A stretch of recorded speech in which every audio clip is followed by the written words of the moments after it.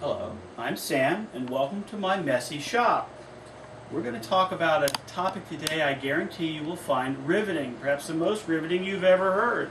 In this case, I'm talking about riveting. Riveting is a way to permanently join items together. And you could do this lots of ways, but we're going to talk about riveting as, I think, the best way you can do this.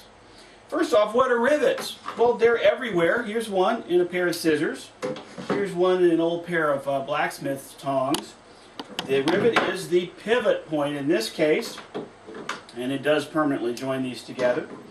A screw would have worked as well in that case, but not as well for this. We're going to assume that you might want to build something, say a boat, or repair something, say a shovel. And to do that, I'm going to show you how rivets are an excellent choice to do that. They're very appropriate in this case. We're going to assume, for instance, to use the old joke, that you're going to try and get a board stretcher because the plywood that you have is too short to build your boat. Well, this is how to do it. For real board stretcher, this is called a butt joint. As you can see, I have a backing board and two pieces, and I've just doubled the length of this plywood. Now, well, why not use screws? They're everywhere, and lots of people have drywall screws lying around. I certainly do, so this could be done with drywall screws, except there's a little problem with it. They're the wrong length. They'll tear you to pieces if you happen to run into these things. Now, you could grind them off or cut them off. They are pretty hard. Or you could use the right length screws, but you don't have the right length screws, do you? Well, neither do I. I have thousands of screws in this shop. None of them are the right length. So let's try riveting instead. Here's a piece I've already started to put together, and I'm going to install a rivet to show you. And the tools required are pretty simple. A hammer, or even this kind of hammer,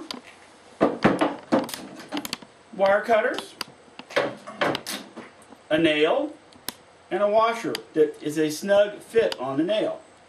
But first, I need to talk a minute about safety. Please be careful if you're going to use any striking tool or any tool that might break off and fly in your face. Have strong glasses. These are nearly indestructible. If you don't wear glasses like that, use goggles. So now I'm going to show you how to install a rivet.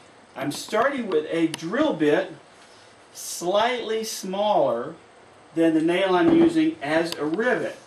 Now, this is just my prejudice. There's in fact, it's America's premier boat building writer says, care must be taken that the holes of a rivet are of the right diameter.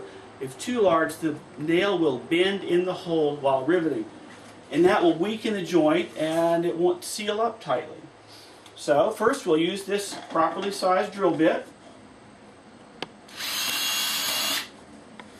Now, if I had an assistant who's currently working the camera, I would have the assistant hold a hammer on the back, and I'll show you how that works in just a moment. We're going to drive the nail in. Oh, you see I can't push it in all by itself.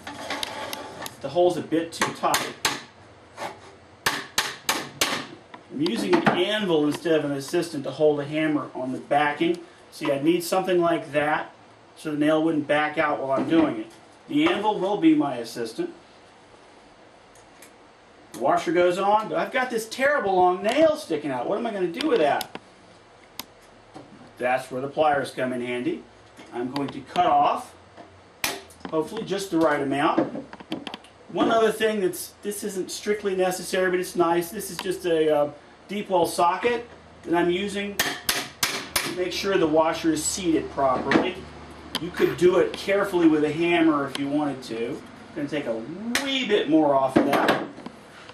Now, I don't just flail away at this. I'm going at it with some method here. I'm going at it at an angle, and I'm doing that to push the metal in the right direction.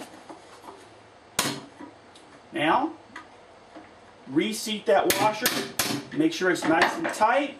And then for the final bit, I use the ball peen part of the hammer. This is what this is designed for, by the way.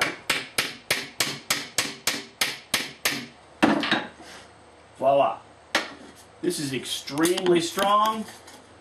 considering this is really junky, almost cardboard plywood, this is one heck of a nice repair. Now, there's another reason for this. You could use the Make Magazine's Maker Manifesto, which says fixing things is often free and usually cheaper than replacing them.